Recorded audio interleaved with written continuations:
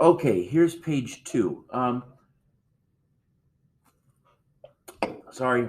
Okay, well, I'm not that sorry. Identify the common ratio. Okay, that tells me that it's geometric right now because only geometrics have a ratio. So the ratio I get by going first term divided by the first term. 15 divided by 5, that's 3. Determine if the series will diverge or converge. Diverge means it's getting bigger. See this? Bigger, bigger, bigger, bigger. Or you can tell it's diverging because the ratio is bigger than 1. This is going to diverge. Evaluate the sum if possible. You're only able to evaluate the sum if it converges, right? This is done. But here, look at this.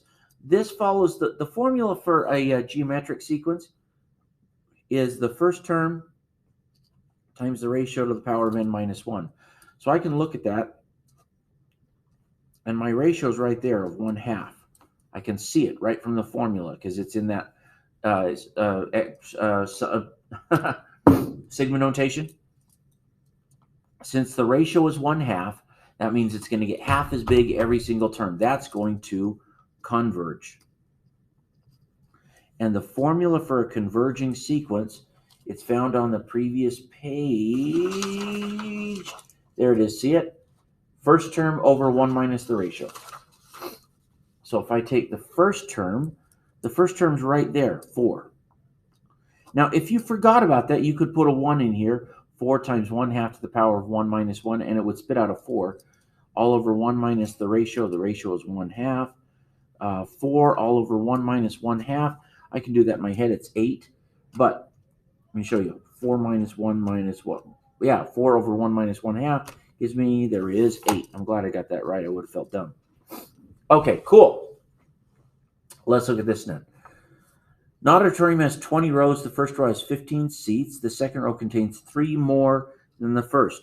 Okay, right now I know. So it's going to go like 15, 18, and so forth, all until I get to the 20th row. Okay, so this is arithmetic. It's adding 3 every time. Now, write the sum using sigma notation. So I go sigma 1 to 20.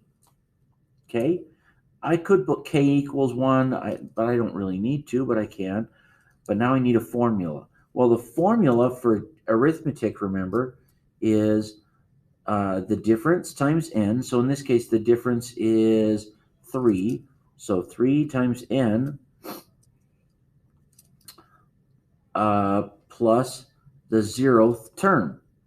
Well, the 0th term is going backwards, 18, 15, it would be 12.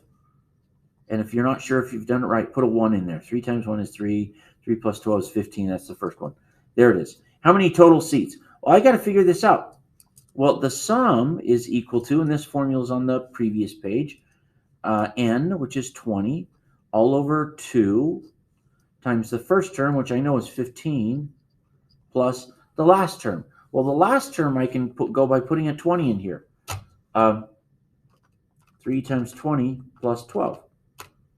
Because there's 20 rows, that means the last row has 72 in it. And if I type that in a calculator, 20 over 2 times 15 plus 72, and I get 870. 870 seats. Cool. Okay. Now, John has been offered a job at the starting salary of $55,200 that increases by 4% each year. We've seen these problems before.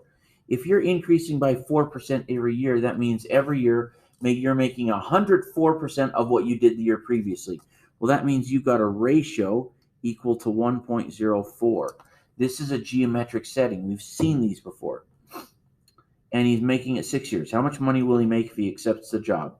Well, this is just asking me to find the sum of the first 6 years. So I know from the previous page that the sum of 6 years is going to be the first year, the first term, which is 55,200, all over 1 minus the ratio, which is 1.04. A common mistake is just doing 4%, but that would mean he's actually making less every year, which would make you really upset. All over 1 minus 1.04. Okay, and that formula comes from right there. See it? First term, 1 minus the ratio to the power of n all over 1 minus the ratio. Cool. Calculator time. We're using our calculators a lot on this particular unit. 55,200 times 1 minus 1.04 to the power of 6 all over 1 minus 1.04, and I get 36,600, 140.25. Round to 2 decimals because this is money. Okay, cool. Can draw and identify the 2D cross-section of a vertical slice, not through the vertex opposite the base. So vertical slice is up and down like that, but I don't want to go right through the base. That would make a triangle because I hit that edge and the base, but not on the base. So somewhere not on the base. So if I make a slice, it's going to hit the side here. It'll go down there, and it'll cut across there. That looks like a trapezoid. Trapezoid, if you said quadrilateral, I would be happy with that because it's going to hit the side because it's going to off center. So it's going to hit one lateral face and then the two over across from it, and then it'll hit there. There we go.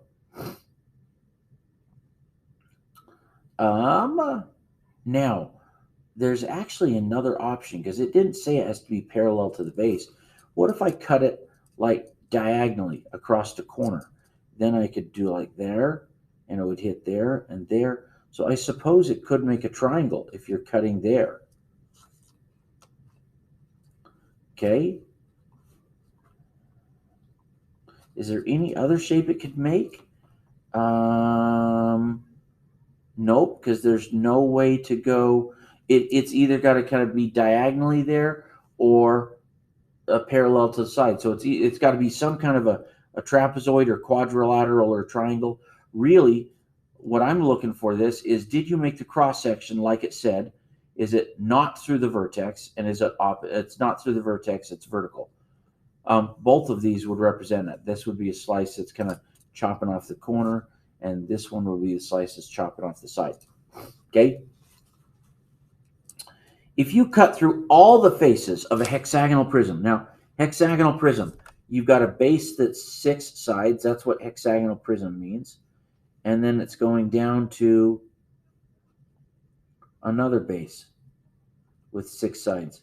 That means you've got 2 bases and 6 more. So you got like 8, yeah, that many. You've got 8 total faces. If you cut through all of the faces, it's going to make an 8-sided shape, which we call an octagon. Make sure you know the names of your shapes. If you don't, I would say an 8-gon. And I would take that. I wouldn't like it, but I'd take it. But you really should know your shapes, guys.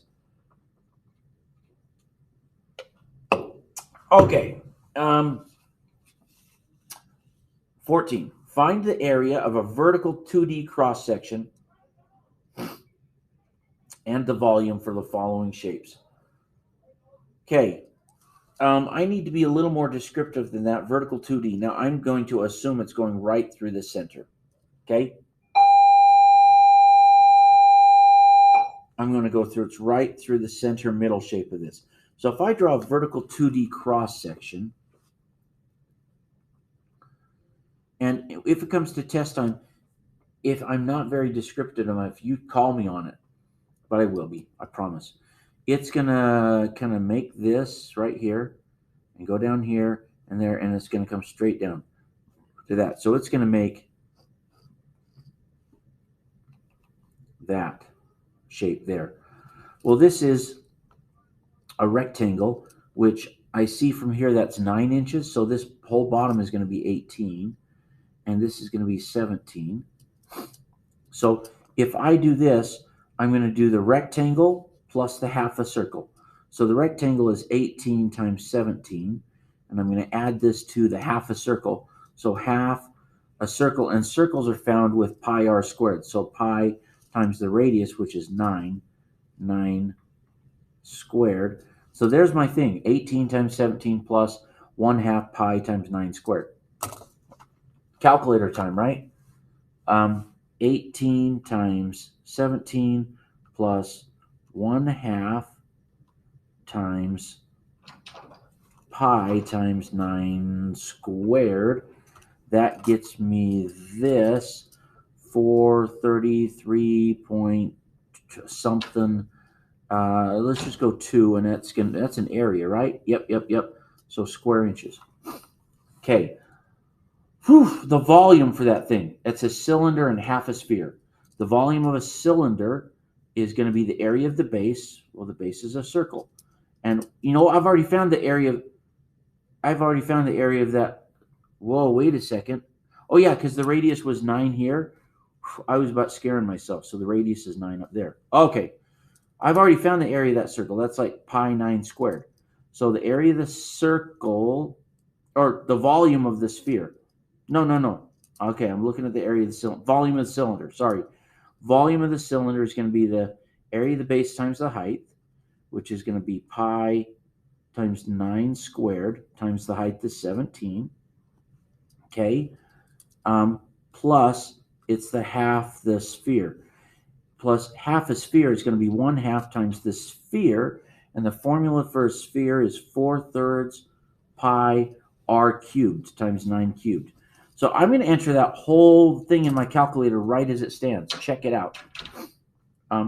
Pi times 9 squared times 17 plus 1/2 times 4/3 pi times 9. Oops. I got to go back. 4/3 times pi times 9 cubed. Okay, I just need to make sure that what I wrote is what I typed. 1/3, 4/3 pi 9 cubed. Okay, that's there. And then pi 9 squared times 17. Yeah.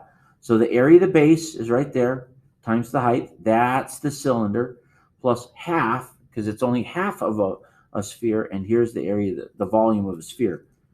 And I get 1863 pi, and this is inches cubed. Now, if you wrote the whole decimal down and did this, the 5,852.7.8-ish inches cubed, that's fine too. I'll take either of those answers. Okay.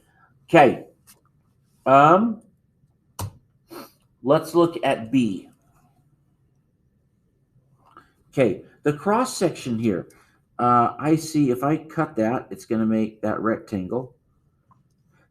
And that rectangle is 6 here and 4 here. So that's 24 square inches, right? Yeah, I can do that in my head. Plus this. Well, that's going to be a triangle. And that triangle is 6 inches on the bottom. I get that from here, which is the same as there, and 8 inches high. Well, this is 24 because it's just base times height, plus base times height, which is 6 times 8 divided by 2. 6 times 8 is 48. 48 divided by 2 is 24. 24 plus 24 is 48, and it's going to be in square inches. This isn't a bad one. This is I like this. Okay, now the volume of the whole thing. Okay, and now if you're not sure of your cross section, draw that cross section, and as long as it matches what I've said, you're gonna be okay. Or if you're not sure, ask. I'll be glad to help you. Now the volume of this, it's going to be the volume of the box plus the volume of the cone. The box is just 11 times 6 times 4, right? 11 times 6 times 4, base, length, height, something like that. Plus the cone. Well, the cone is 1/3 pi r squared. It's 1/3 times the base area. Well, that base is a circle, and that circle is going to be pi times r. Well, the radius is there to there, which is halfway across this. And since that's 6, the radius is 3 times 3 squared. So pi, 1/3, the base area times the height is 8. Cool. And see, I'm going to put that in my calculator. 11 times 6 times 4 plus 1/3 times pi times 3 squared times 8 gives me this, 339.4, and it's going to be inches cubed. Okay, cool. Whew, last thing. Okay. Determine the solid by rotating the region around the y-axis. Y-axis, that's this axis. So it's going that way. So it's going to rotate like that around there. Well, that's going to make, that's going to make a cylinder. And a cylinder, it's a cylinder. What's the volume? The volume of a cylinder is the area of the base times the height. And the area of the base is a circle, so it's pi times the radius. And the radius is just half here. So it goes over to 6. See, yeah, that's cool. So 6 squared times the height, which is 1, 2. Cool. Well, 6 squared is 36. 36 times 2 is 72 pi. I'm pretty sure that's what it's going to give me. Pi times 6 squared times 2 gives me, 72 pi. If you gave the decimal to 26.2, that's fine. And it doesn't give me units. So that is it. Guys, that's page 2. On to page 3.